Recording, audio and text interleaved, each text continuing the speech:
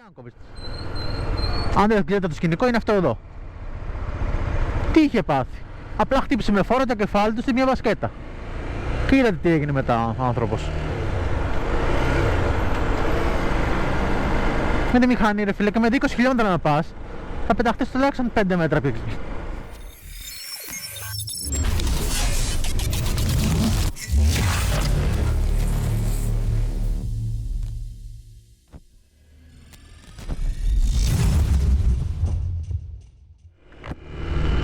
Καλησπέρα, τι λέει μάγκες μου? Άλλο ένα βιντεάκι παρέα. Νυχτερινό γι' αυτό, γιατί τώρα νυχτώνει από τις 5. Οπότε αναπόφευκτα θα είναι και βράδυ. Τα φρένα τρίζουνε, έχει βρέξει πάρα πολύ, έχουν πάρει νερά. Σήμερα πάω Πειραιά, κέντρο, σε ένα μαγαζί να πάρω κάτι στικάκια που θέλει ο θείος μου, γιατί θέλω να το κάνω format στον υπολογιστή.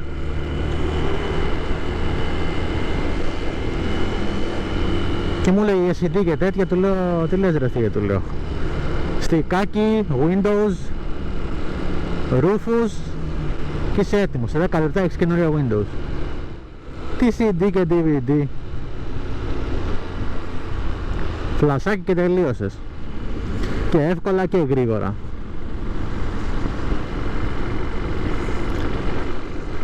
Και το βρήκα ένα ωραίο στικάκι που είναι σε στυλ μπρελόκ. Θα έχει τα κλειδιά του, οπότε θέλει να κάνει Windows, με φωνάζει, βάζουμε τα κλειδιά στον υπολογιστή και τελείως. Τι είναι φίλε μου, κρυώνει το κεφάλι τώρα? Ας φορέγες κράνος. Μου βάζεις κουκούλες τώρα, θα το σώσεις. Το κράνος ρε παιδιά είναι κάτι βασικό, δεν γίνεται ρε παιδί χωρίς κράνος. Πώς το λένε ρε μαλάκα?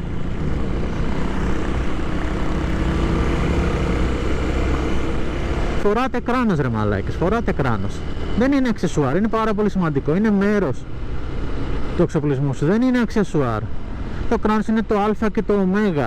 Δεν έχεις λεφτά για μπουφάν, για γάντια, για μπότες, για παντελόνια, για οτιδήποτε. Νούμερο 1, πάρε έστω κράνος ρε φίλε.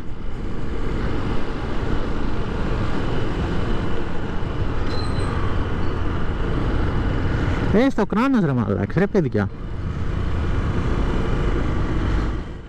Το παπάκι που σας είχα πει ότι μου είχαν κλέψει, το είχα πάρει από ένα μαγαζί και του είχε ένα deal και έλεγε με κάθε καινούρια αγορά μοτοσυκλέτας δώρο συναγερμός, διάβροχα, γάντια, λάστιχα λέω, κράνος κτλ. Επομένως το κράνος το πήρε κατευθείαν, δηλαδή όταν πήρε τη μηχανή από εκεί δεν έφυγα χωρίς κράνος. Δεν μπορώ να καταλάβω αυτή την νοοτροπία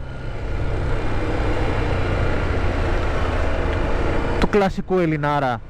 Εντάξει, θα πάμε το περίπτωση σιγά να πάρω κράνος. Όχι ρε φίλε, θα πάρεις κράνος.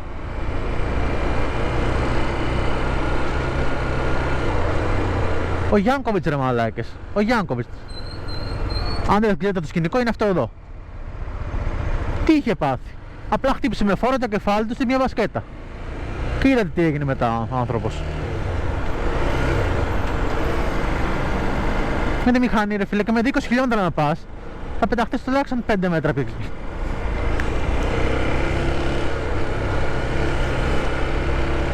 Ποια είναι η νοοτροπία? Πες ότι το καλοκαίρι ρε φίλε τόσα ζουζούνια κυκλοφορούνε. Πας ξέρω εγώ εσύ με 50 χιλιόμετρα. Σου σκάει μίγα μαλάκα μες στο μάτι. Πάει το μάτι. Δεν το σκέφτεσαι αυτό μόνος σου. Πρέπει να το πει κάποιος άλλος για να το καταλάβει. Ή πρέπει να το πας για να καταλάβεις.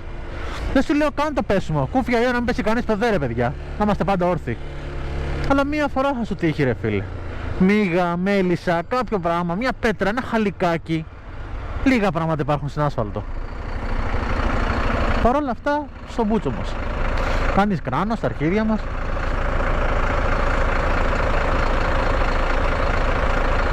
Θα σας πρίζω ρε μαλάκα σε κάθε βίντεο. Κράνος. Όπου και αν πάτε, όση ώρα και αν διαρκεί η διαδρομή, ό,τι καιρό και να έχει. Πρώτα κράνος, μετά μπουφάν, γάντια, μπότες κτλ. Αυτά είναι μετά. Το πιο βασικό είναι κράνος, παιδιά.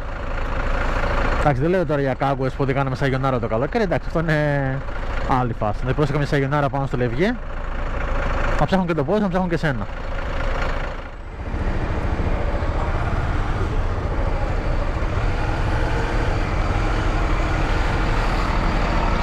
Τον είδες τώρα αυτόν. Το κράνος στον αγώνα. Επί αγωνίδα. Τι να πω ρε μαλάκα μου. Το πήραμε λοιπόν το στικάκι που θέλαμε, τα στικάκια για την ακρίβεια. Τώρα πάμε ξανά προς το σπίτι να τα φτιάξουμε. Και που λέτε έλεγα για το κράνος, για το οποίο θα σας πρίζω σε όλα τα βίντεο. Θα λέω συνέχεια κράνος και κράνος.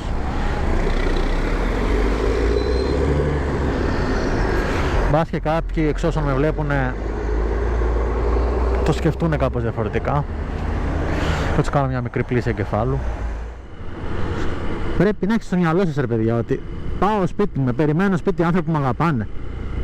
Η κοπέλα μου, η γυναίκα μου, η μητέρα μου, η αδερφή μου, οποιοδήποτε, ο πατέρας σας, ο αδερφός σας.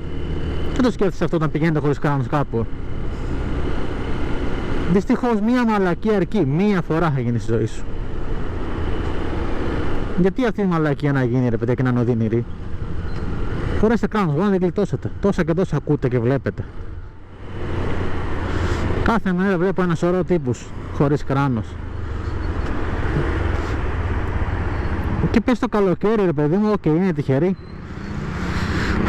Πες το καλοκαίρι ρε παιδί μου, οκ, είναι τυχερή. Δεν σου μπαίνει κάτι στο μάτι, οκ. Και να είσαι λίγο καντέμις για να σου συμβεί.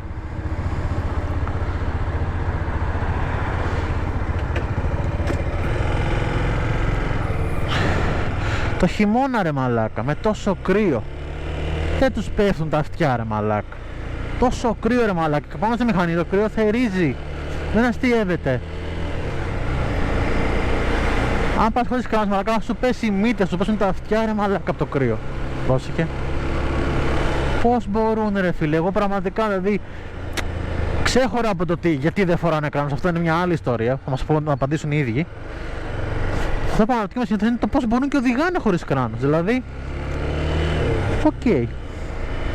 Εγώ ρε μαλάκα και με κλειστό κράνος και με full face και παγώνω ρε μαλάκα. Όταν έχει κρύο και παγωνιά.